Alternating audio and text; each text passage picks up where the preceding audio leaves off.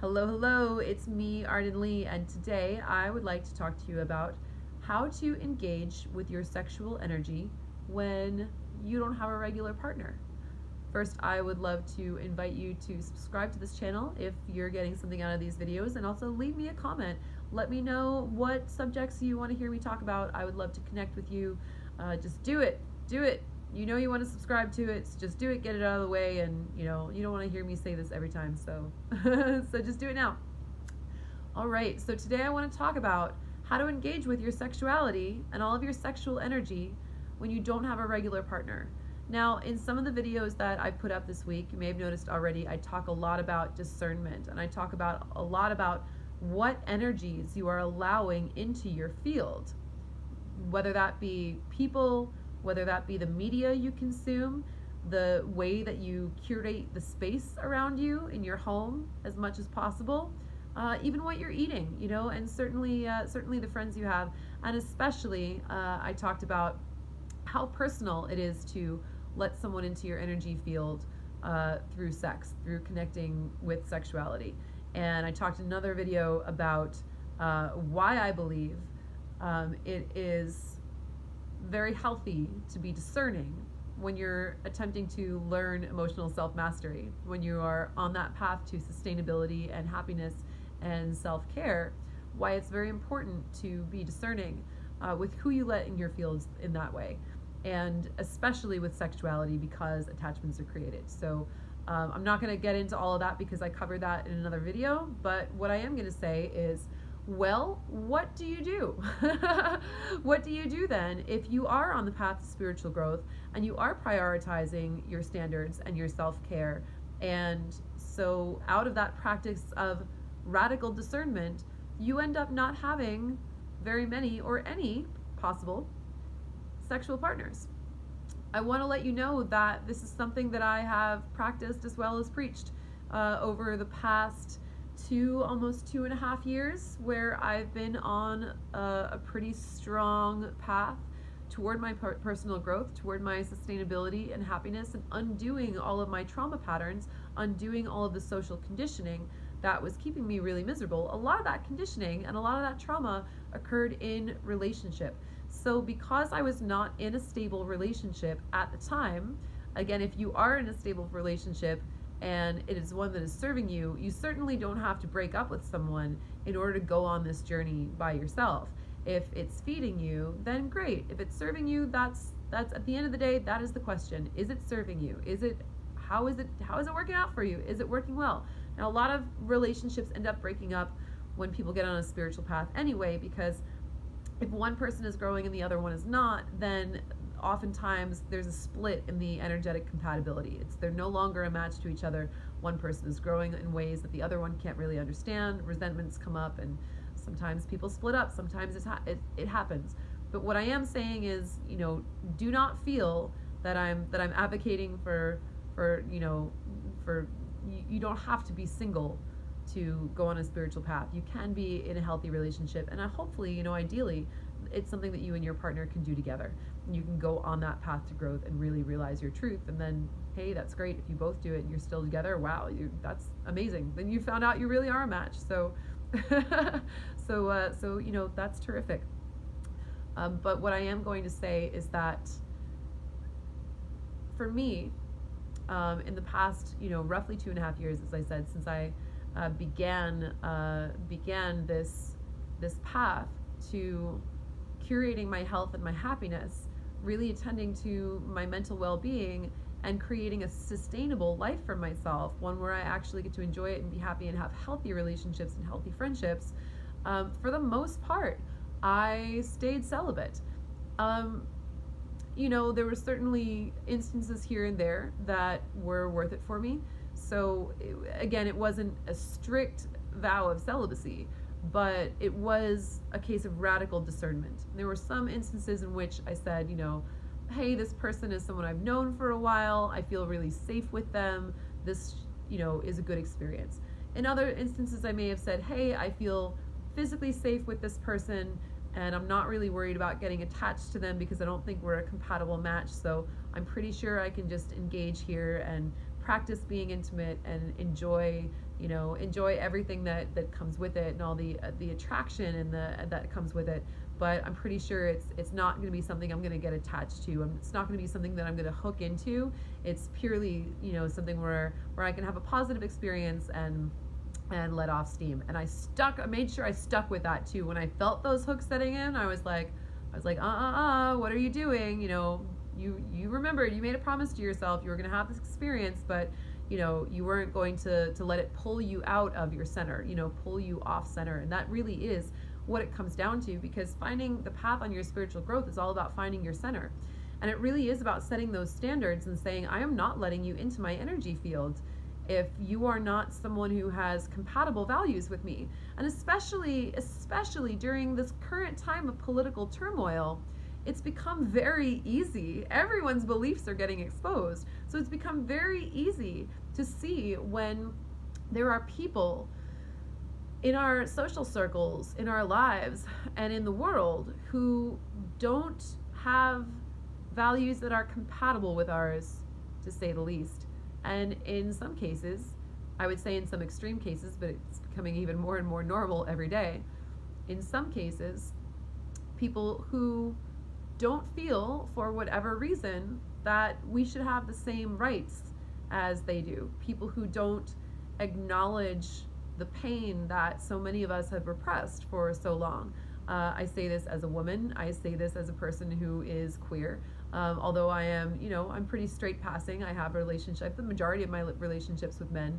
But that alternativeness in me is not something is not something that just goes away. So when I see people who are in the world who are advocating against LGBTQ, et cetera, rights, that's also a person who is excluding me, despite the fact that I have a lot of heteronormative privilege, considering that, I don't get attacked on the street for holding hands with the majority of my partners. So it's in this time especially, it's practicing that radical discernment is really key. And holding your standards up here and saying, I'm not going to let a person into my field, and especially not to connect with me sexually, unless I really feel that they're healthy for me. And that includes their values, that includes their political beliefs, that includes the way that they show up for me in their lives, that includes their integrity, that includes their ability to be honest with me, to communicate with me, that includes their intentions, that includes, their ability, how much trust do I have in them wanting me ultimately to feel safe and to feel good. It doesn't mean that people aren't going to make mistakes. But when they make those mistakes, do they communicate with you?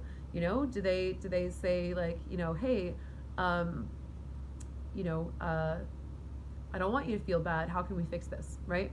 So what do you do in those instances when you are sticking to those standards and saying, I am not going to compromise myself for any ephemeral pleasures? I am going to maintain my standards because I want that partner who is right for me, partner or partners, to show up. Well, there's the question. I posed this question this past weekend at the Fire Woman retreat that was led by Amy Jo Goddard. You may have seen me interview her on the channel a couple weeks ago. We did an interview together called Who Is Your Body For? And we came up with some fascinating responses to that. So check that out if you haven't already. But I posed this question about, what do you do when you are practicing that radical discernment? How are ways that you can engage with your sexuality and with your energy in ways that that are productive? And so I'm going to share with you some of the responses that I got to that question. Some people, of course, suggested self-pleasure. I'm a big fan of self-pleasure. Absolutely, go for it. At the very, very least, that you're still honoring your fantasies and you're honoring your innate sexuality and your ability to feel pleasure without, creating attachments that are potentially going to pull you off center, as I said before.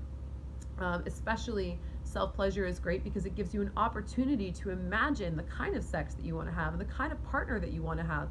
And as I've said before, sex is a very powerful tool for manifestation. So being able to engage in those fantasies can actually ultimately help you call in the right person, rather than getting attached to the wrong person and making excuses for them being like, oh, they're okay, they're fine. Like, no, this is really what I want. No, just stay with you, stay with your center, and concentrate on what you want and what you deserve. Another way that you can engage with your sexual energy is to engage with nature. Depending on where you live and what you have access to, making love with the rain, making love, with yourself out in the woods, feeling all that beauty of nature around you. There's a new, I don't know if I would call it an orientation or not, but a new sexual preference called ecosexual, which means that you get turned on by being in nature because nature is so beautiful and you want to commune and be one with the earth. That's another great way of engaging with your sexuality when you're choosing not to have a partner for whatever reason. Another person offered the solution of get referrals, and if you are in one of those communities like the poly community, the non-monogamy kind of community, the kink community, certainly feel free to ask around and say, hey, who do you think is someone who would be healthy for me to be with? Ask to be set up. And even if you are in a more vanilla lifestyle, a more heteronormative lifestyle, and there's nothing wrong with that if you're making that as a conscious choice, certainly you can ask your friends to set you up with people, and you can say specifically, look, I'm looking for people who share my values, I'm looking for people who share my beliefs and that you really think I'm going to be safe with. So, while it's impossible for us to really know everyone all that intimately, and there are no guarantees, certainly going to your friends and saying, look, I'm not looking for danger and excitement, I'm looking for someone who's going to help sustain me, like give me someone with a really good soul, and get that referral, go on that blind date. And finally, the answer that really resonated the most with me, which is the way that I've been spending the majority of my time for the past couple of years and why I've accomplished so much, is to channel that energy into what you're doing, channel it into what you're building, because that same sexual energy is also that creative energy. It's that same spark. In the system of Tantra, it's in your same chakra, your sacral chakra, the orange one. The second one from the bottom is your sexuality chakra, and it's also where you have your creative energy, your womb space, the way you birth things into the world. So for me, taking all of that energy and putting it into the album that I released this February, putting it all into making my first ever music video, putting it into launching my course, the Repatterning Project, all of that has been incredibly useful, incredibly helpful. And the great thing about that is that putting that energy into creating that new self and birthing that new self, while it might not feel like sex in the moment, it's going to be so amazing for you long term, because it's going to take you to that place where you're going to be able to call in that right partner and be an energetic match to that healthy relationship, because you're being so good at taking care of yourself that nothing can come along and pull you outside of your integrity.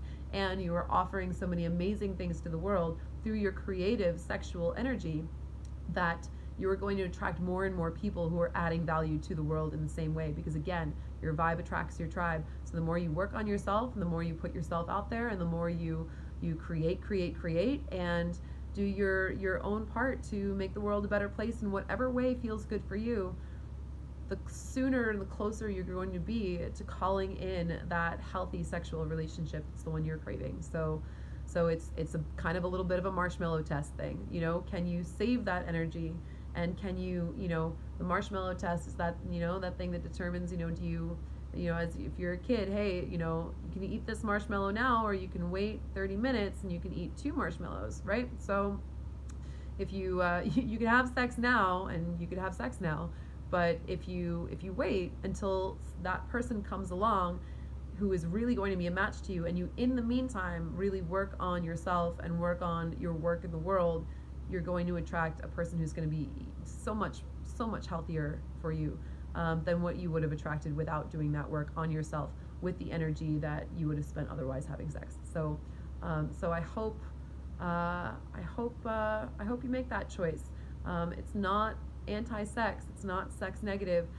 It's actually just realizing the value and the power of sex, and taking care of yourself, and not giving your own sexuality away to people who are not going to treat you well, people who are going to pull you out of your integrity. So take care of yourselves out there, and thank you again for listening.